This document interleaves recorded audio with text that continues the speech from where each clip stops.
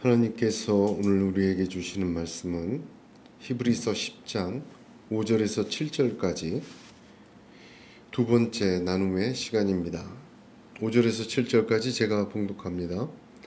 그러므로 주께서 세상에 임하실 때에 이르시되 하나님이 제사와 예물을 원하지 아니하시고 오직 나를 위하여 한 몸을 예비하셨도다. 번제와 속죄제는 기뻐하지 아니하시나니 이에 내가 말하기를 하나님이여 보시옵소서. 두루마리 책에 나를 가리켜 기록된 것과 같이 하나님의 뜻을 행하러 왔나이다 하셨느니라. 아멘. 하나님의 은혜와 평강이 충만하시길 주님의 이름으로 축복합니다. 세례 요한은 요한복음 1장에서 우리가 다 그의 충만한 데서 받으니 은혜 위에 은혜로라 하였습니다. 예수님에게는 은혜와 진리가 충만합니다. 이 주일 아침 하나님 외에는, 우리 주님 외에는 주실 수 없는 은혜와 진리로 충만해지시는 저와 여러분이 되기를 이 주님의 이름으로 축복합니다. 주님께서는 세상에 오실 때 기도하셨습니다. 오늘 읽은 본문이 그 귀한 본문입니다. 이 땅에 임하시길 때 하신 이 기도는 시편 40편을 통해서 저와 여러분에게 계시되었고 지금 전달됩니다.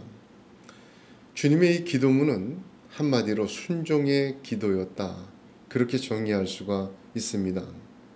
그 지난주에는 그 순종의 동기와 방법과 목적이 어떠함을 함께 나누며 은혜를 받았습니다. 저와 여러분이 이 주님이 세상에 임하실 때 하신 기도를 본받는 것은 매우 중요합니다. 이 땅에서 길을 잃지 않고 하나님의 뜻을 이루어갈 수 있기 때문입니다. 주님은 다시 임하십니다. 다시 임하실 때 이 땅에서 이 주님과 같이 이러한 순종의 기도로 믿음으로 나간 자들에게 한없는 영광 받으시고 그들에게 또한 주님이 받으시는 하늘의 영광처럼 높고 크신 은혜로 영접하실 줄로 믿습니다. 그래서 오늘 두 번째 나누는 이 시간에는 이 주님의 순종의 기도의 내용들을 함께 나누기를 원합니다. 어떤 것을, 즉 지난주에는 순종의 기도에 어떻게가 중요했지만 이번 주에는 그 순종의 기도의 내용들을 함께 나누는 것 참 중요하다.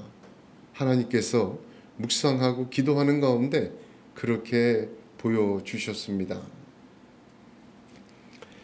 첫째로 보게 되면 오늘 말씀에 보면은 처음부터 제사 얘기가 나오잖아요. 제사 예물, 바로 제사입니다. 지금으로 말하면 예배죠.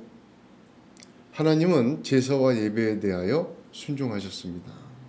두 번째를 보면 두루마리 책, 성경에 대하여 순종하셨습니다.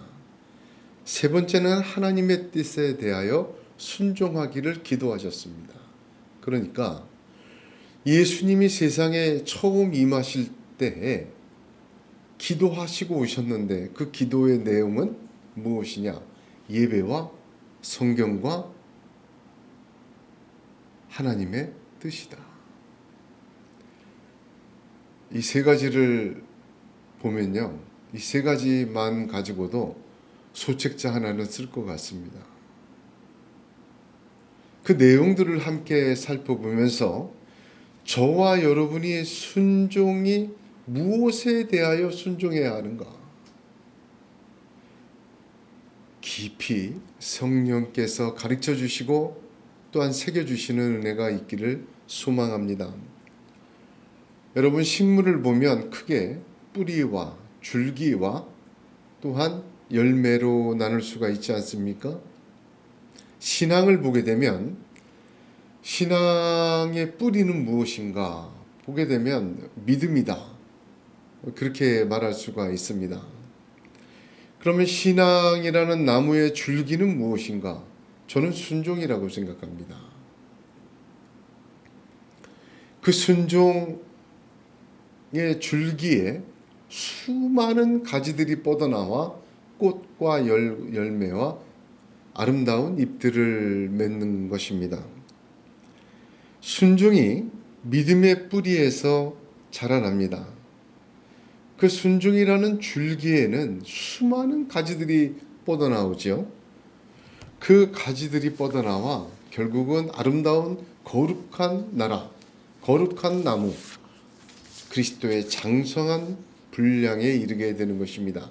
지금 저와 여러분이 꼭 말한다면 바로 그 줄기에 대해서 말하고 있다. 그렇게 말할 수가 있습니다. 여러분 생각해 보세요. 줄기에는 잔가지뿐만 아니라 여러 가지들이 뻗어나갑니다. 여러분 순종은 꼭 오늘 본문에 있는 세 가지에 대한 순종만 말하는 건 아니에요. 순종은 여러 가지가 있습니다. 그러나 그것은 다 가지들이에요. 줄기는 무엇이냐? 이 세 가지에 대한 순종이 줄기입니다. 여기에서 비롯해서 다른 순종의 가지들이 다 뻗어나가고 그 순종의 가지들 끝에 열매와 꽃들이 맺어지게 되는 것입니다. 그러므로 우리의 믿음의 거룩한 나무를 위해서라도 바라보고서라도 이 순종의 세 가지 줄기는 주님처럼 저와 여러분에게도 세워지는 그러한 하나님의 역사가 있기를 소원합니다. 깊이 나눕니다. 첫 번째로 제사입니다. 지금 우리에게는 예배죠. 순종 중에 제일 먼저 할 순종이 무엇입니까? 여러분 예배에 대해서 순종해야 돼요. 아니 예배에 대해서 어떻게 순종합니까? 이스라엘은요 예배에 대해서 순종하지 못해서 망했어요. 본문 5절과 6절을 보면 하나님께서는 제사와 예물을 원하지 않으시고 번제와 속죄제를 기뻐하지 아니하신다 하셨습니다. 이 말 주의 깊게 살펴보아야 합니다. 제사와 예물과 번제와 속죄제 원하지 않으시고 기뻐하지 않으신다. 절대적인 말이 아니에요. 제사와 예물과 번제와 속죄제 다 누가 주신 것입니까? 하나님이 주신 거예요. 근데 하나님이 그걸 원하지 않으시고 기뻐하지 않으신다. 절대적으로 잘못 주신 거다. 여러분 그렇게 이해해서는 안 됩니다. 이것은 상대적인 말이에요.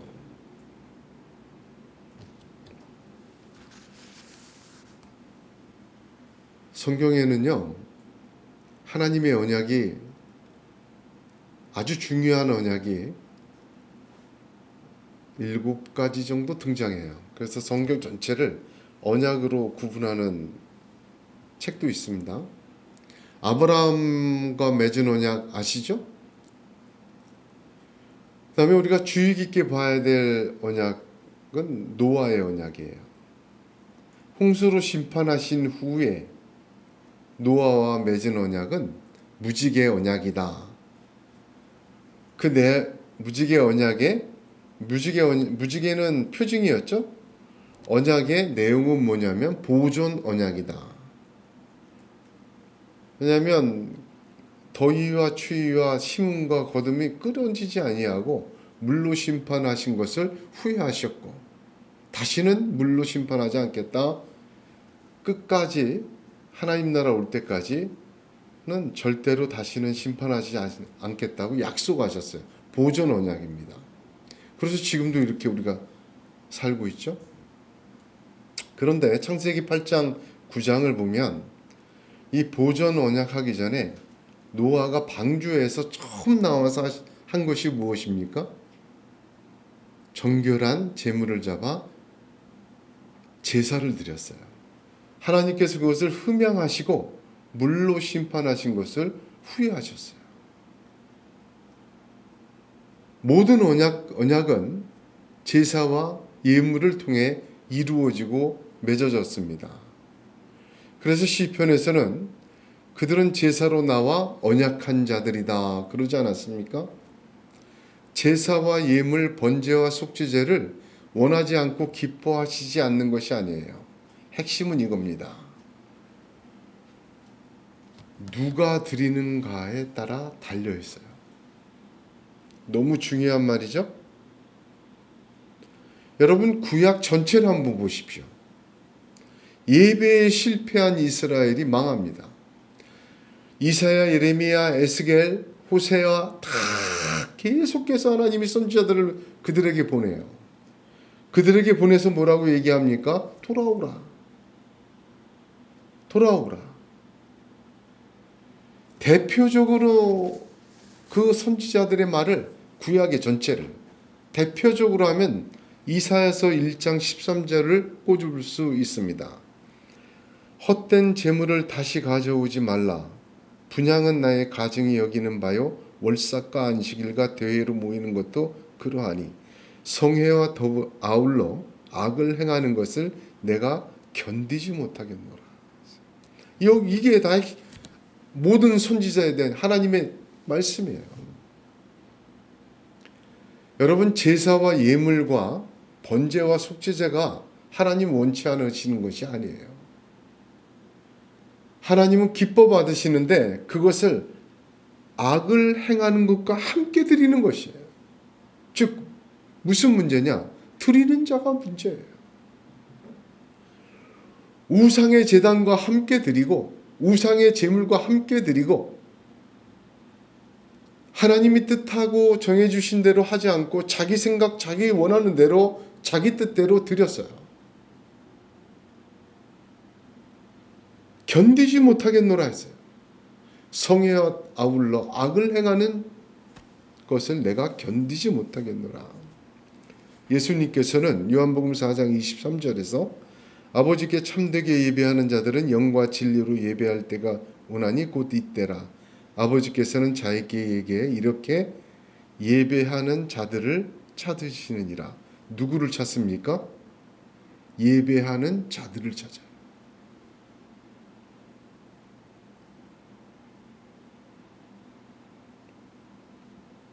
제사가 문제가 아니에요. 제사하는 자가 문제입니다. 예배가 문제가 아니라는 것입니다. 예배하는 자를 찾으시는 거예요. 성회와 더불어 악을 행하며 번제와 예물을 드리는 것을 내가 견디지 못한다고 하셨어요. 예배하는 자, 제사 드리는 자, 그런 자들이 드리는 예물과 번제와 속죄제를 내가 원하지 아니하고 기뻐하지 아니한다. 그래서 하나님이 하신 것이 뭐예요? 한 몸을 예비하셨도다. 너무나도 중요한 말입니다. 이스라엘의 망가진 예배를 위해서 하나님께서 예배의 제도를 뜯어고치지 않으셨어요.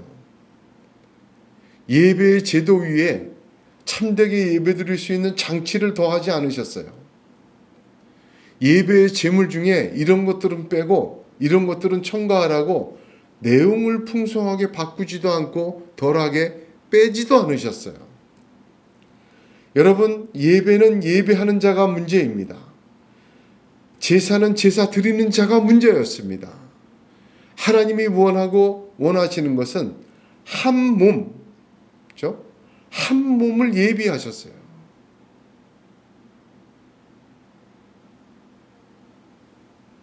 하나님이 그 해결책은 한 몸입니다. 제도도 커다란 성전도 시간도 형식도 아니에요. 한 몸이라는 표현은 여러분 표현 중에 제유적 표현이라는 것이 있는데 저 들판에 소들이 많이 있잖아요. 그 소 한 몇백 마리가 있어요. 양들과 함께 막 말도 뛰어놀고 그걸 한마디로 뭐라고 얘기해요? 가축들이라고 얘기해요. 한 몸이란 단어는 그 많은 것을 한 단어로 표현한 제유적 표현이라고 합니다. 한 몸, 예수 그리스도의 인성과 인성이라는 것은 이 땅에 오신 육체로 오신 것과 신성과 그의 사역과 순종과 헌신 모두를 통칭해서 의미하기 위해서 한 몸이라 표현하셨습니다. 예수님이 이 땅에 오셔서 스스로 제물 되셨어요. 온전한 예물 드셨고 스스로 대제사장이 되어서 우리를 하나님 앞에 온전하게 예배드리게 하십니다. 십자가의 피로 우리를 그 존전 앞에 서게 합니다. 다시 말하면 예배 드리는 자가 문제예요. 예배 드리는 자는 오직 예수 그리스도의 십자가의 공로를 힘입고 그의 말씀대로 순종하며 따라가고 그와 함께 그의 안에 살고 그는 내 안에 살고 하는 믿음의 삶 속에서 예배드리는 것, 하나님이 받으시는 온전한 예배하는 자입니다. 오늘 저와 여러분에게도 예배에 회개와 순종이 있기를 주님의 이름으로 권면합니다. 제가 개척하면서 모든 것에 대하여 회개했어요. 예배에 대해서, 말씀에 대해서, 제 목회에 대해서, 성도의 교제에 대해서 제일 먼저 한 회개가 예배입니다. 하나님께 영광을 돌리고 하나님만 높이고 하나님의 음성만 들려지는 예배를 사모하고 지금까지 매주 기도하고 중보하고 여기까지 왔습니다. 예배하는 자가 문제예요. 악과 함께 제사 드리는 자가 아니라 주님과 함께 예배하는 자 되시기를 축복합니다. 하나님이 예비하신 것, 온전한 예배를 위하여 예비하신 것은 형식과 제도와 제물과 다른 규정들이 아닙니다. 딱 하나, 한무, 예수 그리스도이십니다. 그러므로 우리를 위하여 십자가에 죽으신 그 주님이 부활 승천하셔 지금 우리의 대제사장 되었습니다. 우리의 몸과 육신을 산제물로 하나님께 드려지는 날마다의 예배 되시기를 바랍니다.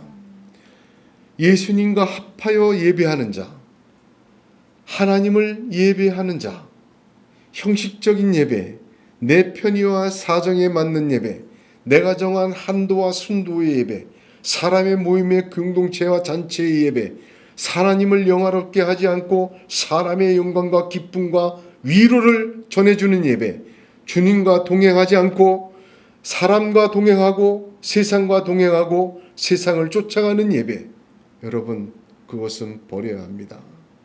이스라엘은 그렇게 하다 망했습니다. 하나님께서 독생자 예수 그리스도를 이 땅에 보내실 때 그 주님은 제일 먼저 예배를 위하여 순종의 기도를 드리셨음을 잊지 말아야 합니다. 두 번째는 성경입니다. 본문에 보세요. 본문에 보게 되면 7절에 내가 말하기를 하나님이여 보시옵소서 두루마리 책에 나를 가리켜 기록된 것과 같이, 굉장히 길죠. 그냥 두루마리 책에 기록된 것과 같이 그러면 간단해요.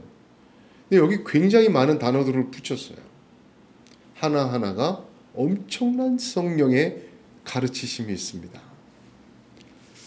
여러분, 우리가 순종에 있어서 두 번째는 말씀에 대한 순종이에요.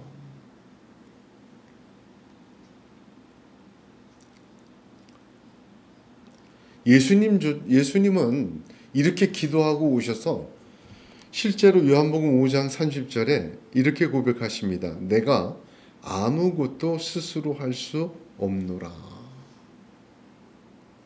주님이 그러셨어요. 왜 스스로 할 수 없다 하셨어요? 할 수 없는 불가능과 능력 없음이 아니에요. 돌이 떡이 되게도 할 수 있고 성전 꼭대기에서 뛰어내릴 수도 있는 분이에요. 그러나 안 하신 거예요. 왜? 말씀대로 하시기 위해서입니다. 순종의 두 번째 기도는 성경 말씀에 대한 것입니다. 하나님의 말씀을 사모하십니까? 은혜를 구하면서 그 말씀대로 이루어지도록 우리의 삶과 믿음이 정해지기를 바랍니다.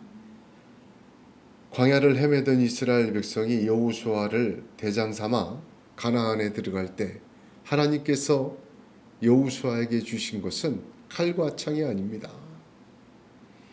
넉넉한 동맹군과 풍부한 군사물자도 아니었습니다. 여호수아서 1장을 보게 되면 마음을 강하게 하고 극히 담대히 하여 나의 종 모세가 네게 명한 율법을 다 지켜 행하고 이 율법책을 내 입에서 떠나지 말게 하며 주야로 그것을 묵상하여 그 가운데 기록한 대로 다 지켜 행하라. 그리하면 네 길이 평탄하게 될 것이라 내가 형통하리라. 말씀 주셨어요. 말씀에 대한 순종, 가나안을 얻는 유일한 무기예요. 말씀에 대한 순종, 여러분 하나님의 나라에 얻은 기업을 얻는 참으로 중요한 유일한 길입니다. 제가 늘 설교하죠. 말씀드릴 때 이 땅에서 순종 못하면 하늘 가서 순종 못해요. 지금 먹기 살기 바쁘고 악한 세상에서 내가 여러분 여기서 주님 말씀대로 못 살면 천국 가서도 못 살아요.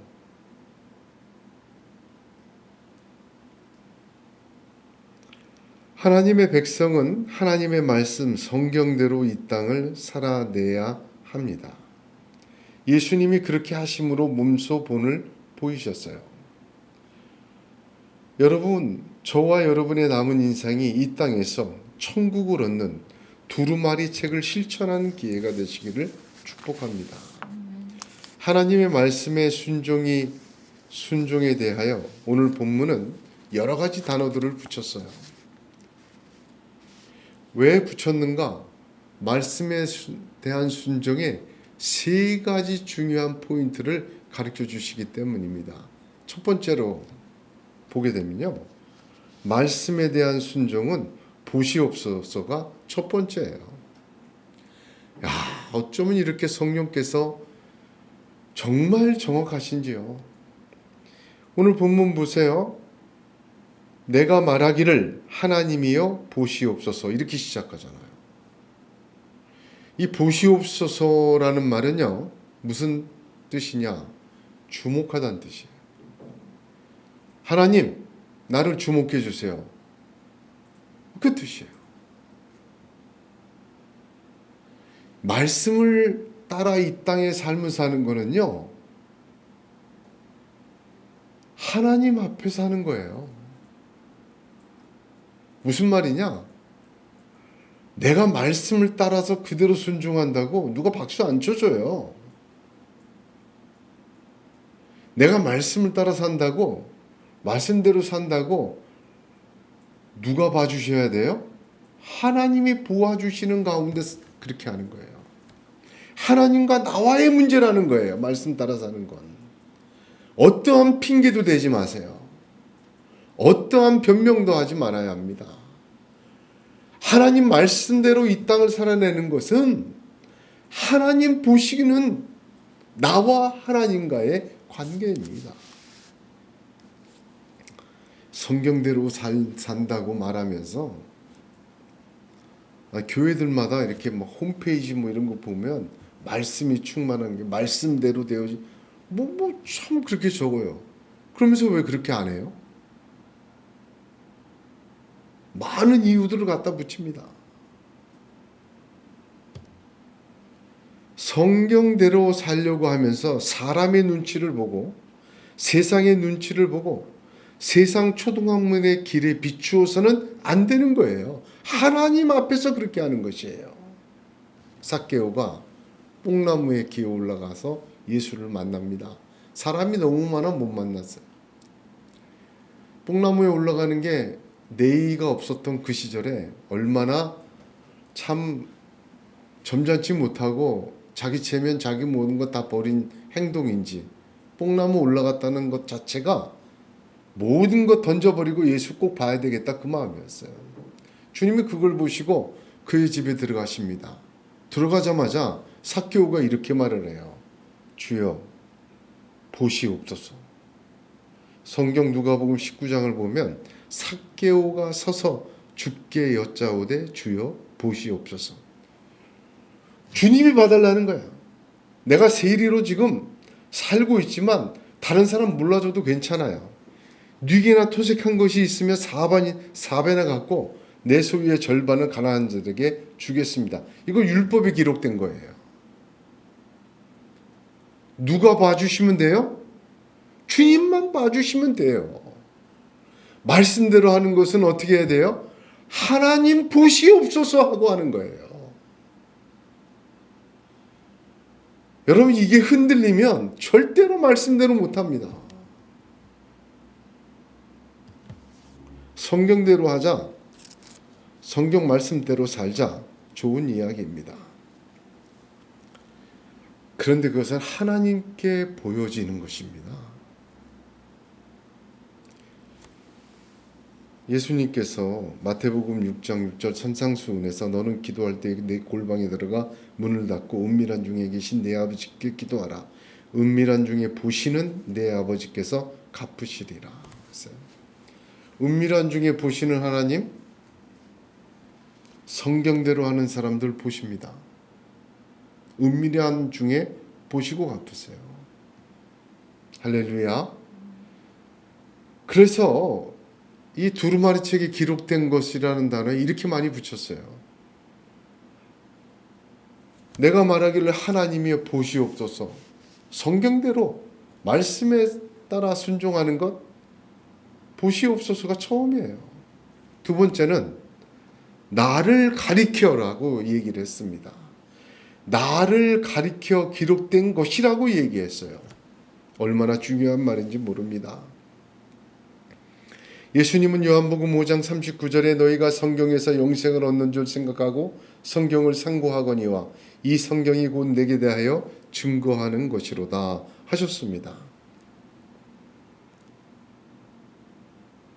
여러분, 이게 말씀에 대한 순종은요, 성경 말씀이 내 말씀이 돼야 돼요. 사실 지금 읽은 그 히브리서 10장 7절 이 말씀은 시편 40편에 기록된 말씀을 인용한 것입니다. 시편 40편은 다윗의 기도예요. 다윗의 기도인데 그 시편 40편 7절에 그때 내가 말하기를 내가 왔나이다. 나를 가리켜 기록한 것이 두루마리 책에 있나이다.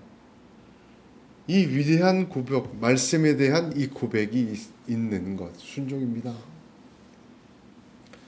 다윗은요, 하나님 마음에 합한 자였어요. 왜 그랬습니까? 우리보다 더한 실수도 많이 했는데 왜 그렇습니까? 하나님을 사랑했어요. 인생의 질고를 많이 겪었습니다. 근데 그 속에서도 말씀을 놓지 않았어요. 그리고 그 말씀들이 나에게 주신 말씀이다 라고 따라갔어요. 끝까지. 아둘람 굴 속에서도 새벽 날개를 치며 바다 끝에 거할지라도 하나님의 말씀이 내 말씀이다 했어요.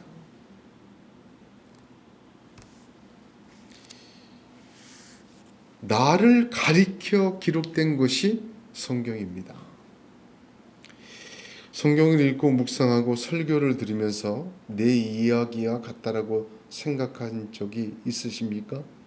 시편을 보면서 욥기를 보면서 이사야 예레미야를 보면서 저는 제 이야기가 왜 여기 기록되었는지 고백된 것이 한두 번이 아닙니다.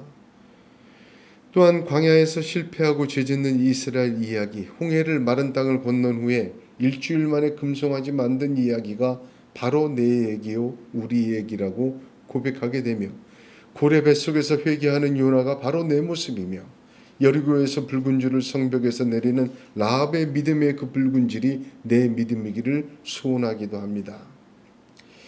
성경을 깊이 보면 볼수록 성경의 이야기는 내 이야기며 내 이야기를 바라며 내 이야기가 될 수 있다는 절망과 소망과 믿음을 함께 가지게 됩니다. 그렇습니다. 나를 가리켜 두루마리에 기록된 것입니다. 할렐루야. 성경은 내 이야기입니다. 하나님 성경을 통해서 당신에게 계속 말씀하고 계십니다. 아브라함은 특별한 믿음의 사람이에요. 믿음의 조상이지만 로마서 4장, 갈라디아서 3장 보세요. 하나님은 아브라함처럼 우리도 믿기를 원하고 그와 함께 복받기를 원하십니다. 이 말은 아브라함의 믿음의 이야기는 아브라함 혼자만의 믿음의 이야기가 아니라 나를 가리켜 기록된 하나님의 믿음의 이야기인 것입니다. 이삭과 야곱과 요셉, 그 창세기를 장식하고 있는 4명의 족장의 이야기도 특별한 기록이지만, 그러나 그들은 그 기록된 것은 이유가 있습니다. 나를 가리켜 나의 이야기가 되며 나의 이야기를 소망하며 나의 이야기가 되도록 역사하는 하나님의 음성이기 때문입니다. 세 번째, 말씀을 따라 말씀의 순종은 세 번째, 기록된 것과 같이입니다. 기록된 것과 같이. 헬라어 원어 성경을 보면 이거 한 단어예요. 직역하면 쓰여진 대로. 하나님이여, 내가 말하기를 하나님이여 보시옵소서, 나를 가르쳐 쓰여진 대로, 뭐 이렇게 직역하면 그렇습니다. 문제는, 핵심은 수동태라는 사실입니다.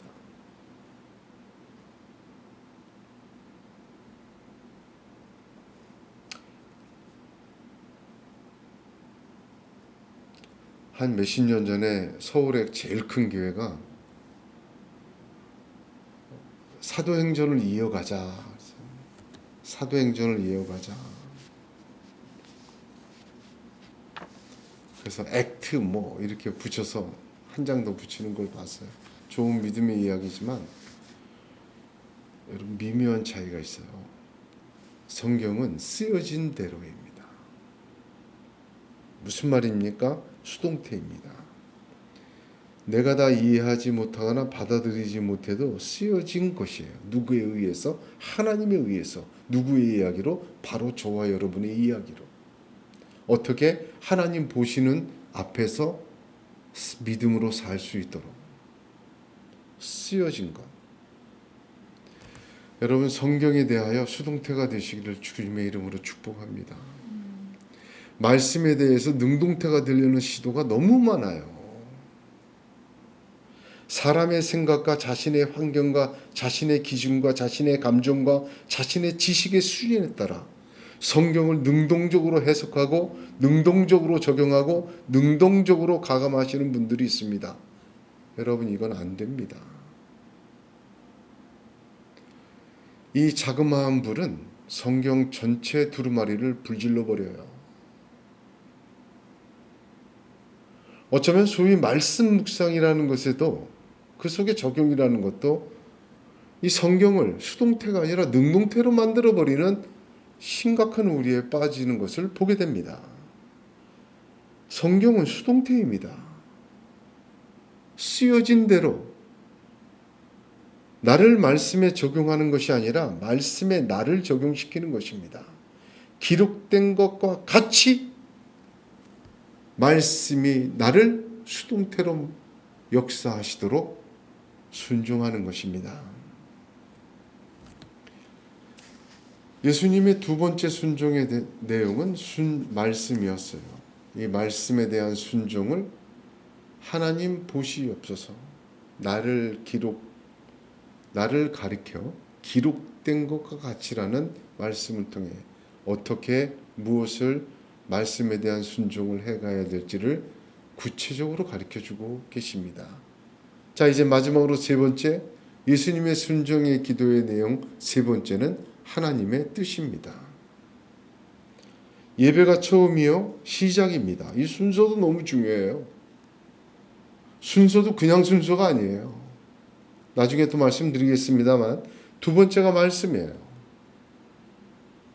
예배에 대한 순종 없이 말씀의 순종이 이어지지 못합니다.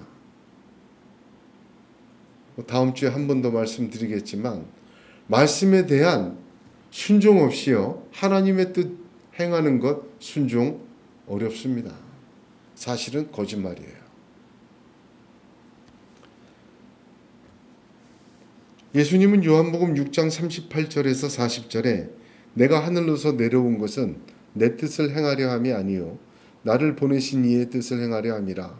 나를 보내신 이의 뜻은 내게 주신 자 중에 내가 하나도 잃어버리지 아니하고 마지막 날에 다시 살리는 이것이니라.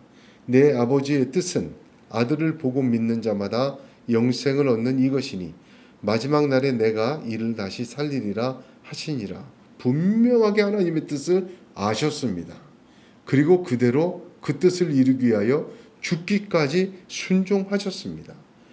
하나님의 뜻에 대하여 순종하고 깨닫는 저와 여러분이 되기를 주님의 이름으로 축복합니다. 예수님을 실제로 만나고도 예수님을 믿지 못한 사람들 많았습니다. 얼마나 많았냐면 오병이어의 사건 때 거의 2만 명 정도가 예수님을 따라다녔어요. 지금도 2만 명이 따라다니면 엄청난 일이지만 그때는 더 했잖아요. 인구도 적은데. 근데 오병이어 사건 이후에 다 도망갔습니다. 왜 그러냐면 그 사람들에게 내가 생명의 떡이라고 말씀하셨기 때문에. 이 말씀은 어렵도다 하고는 그때부터 그의 제자 중에 많은 사람이 떠나가고 다시 그와 함께 다니지 아니하더라. 예수께서 12 제자에게 이르시되 너희도 가려느냐. 12만 남고 다 도망갔어요.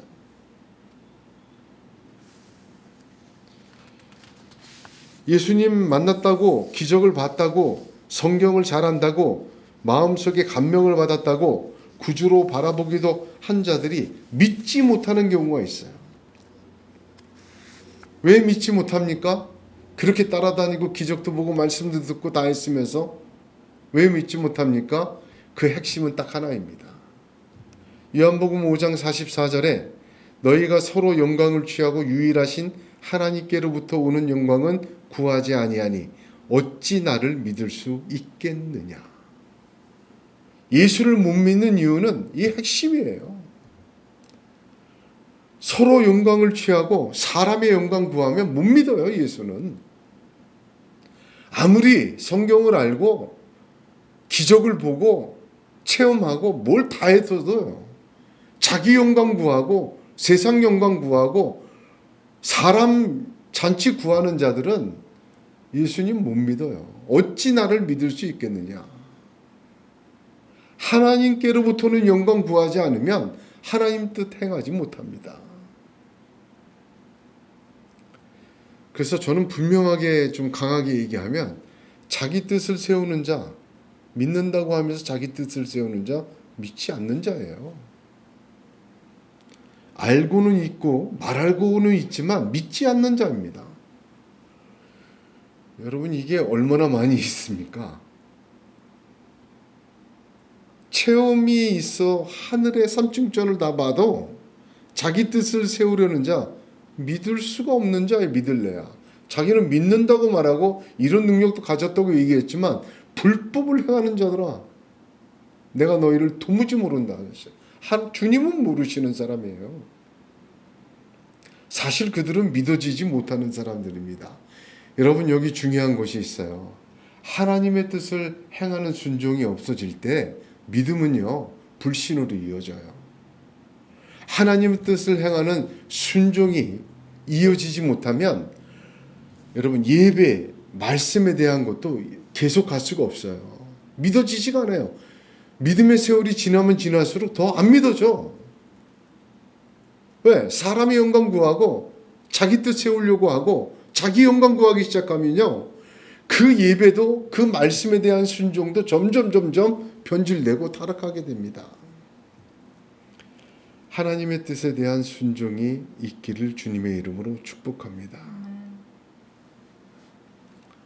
자기가 하나님의 뜻이 되는 자기 기준이 하나님의 뜻이 되는 사람이 참 많이 있습니다. 이게 피해야 될 함정이에요.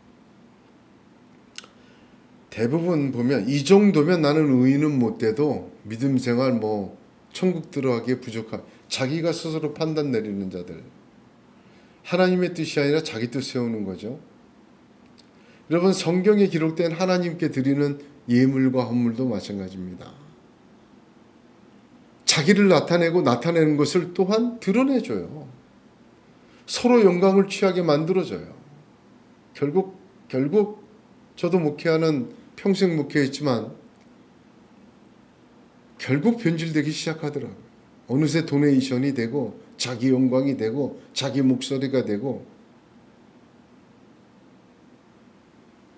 봉사도 마찬가지입니다. 하나님의 영광이 아니라 사람의 영광을 구하고 하나님의 뜻이 세워지기보다는 자기의 뜻도 함께 세우기를 꾀하는 자들이, 성경을 보세요. 거의 다 그랬습니다. 솔로몬 대표적이지 않습니까?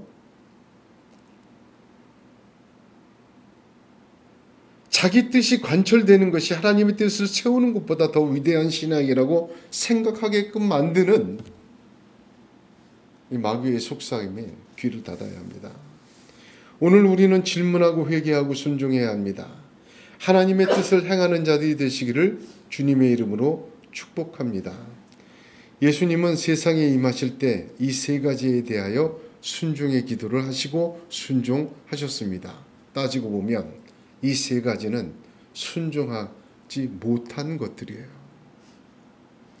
구약 내내, 성경의 기록 내내 예배와 말씀과 하나님의 뜻에 대하여 거역하고 불순종하고 타락하고 타협하고 무시하고 가감하고 외면하였습니다.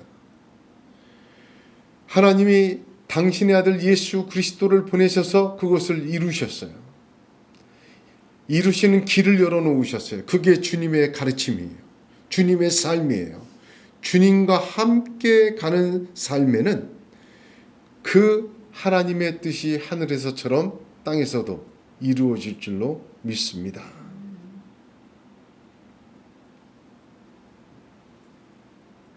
예수님 자신이 그랬잖아요. 뭐라 그러셨어요? 누가복음 11장 47절 48절에 화 있을진저 너희는 선지자들의 무덤을 만드는도다. 그들을 죽인 자도 너희 조상들이로다. 이와 같이 그들은 죽이고 너희는 무덤을 만드니 너희가 너희 조상의 행한 일에 증인이 되어 옳게 여기는도다. 선지자들이 뭘 말한 겁니까? 이 세 가지에 대해서 말한 거예요. 예배에 대해서, 예배하는 자가 문제다. 아까 이사야서 얘기했죠. 말씀에 대해서, 하나님 뜻 행하는 것에 대해서 하나님은 선지자들을 계속 보내셨어요. 근데 그들을 죽였어요. 안 들었어요. 멸시했어요. 외면했어요. 그들은 망했어요. 그런데 주님 뭐라 하세요? 너희 조상은 그들을 죽였고 너희는 그들을 다시 나오지 못하도록 무덤으로 만들어버렸다. 무덤에 집어넣어버렸다. 얼마나 적나라한 표현이십니까? 그리고 그렇게 따라하는 자는, 그게 옳다고 봐라, 역사가 증명한다고 떠드는 것을 따라가는 자는 그들의 증인되는 꼴이다. 주님이 그러신 거예요. 오늘 하나님의 음성을 듣고 세상에 임하실 때 주님이 하신 순종의 내용 세 가지를 함께 나누었습니다. 여러분, 이 말씀 듣고도 우리가 그 무덤을 만들고 앉아 있으면 우리가 그들의 증인되는 꼴입니다. 이 세 가지에 대하여 회개와 순종의 있기를 주님의 이름으로 축복합니다. 그 무덤들이 빈 무덤이 되고 하나님의 영광이 드러나는 그리스도 예수의 부활과 승천과 다시 오심의 놀라운 재창조의 역사가 저와 여러분의 삶에도 믿음에도 인생에도 넘치도록 임할 줄로 믿습니다. 기도하겠습니다.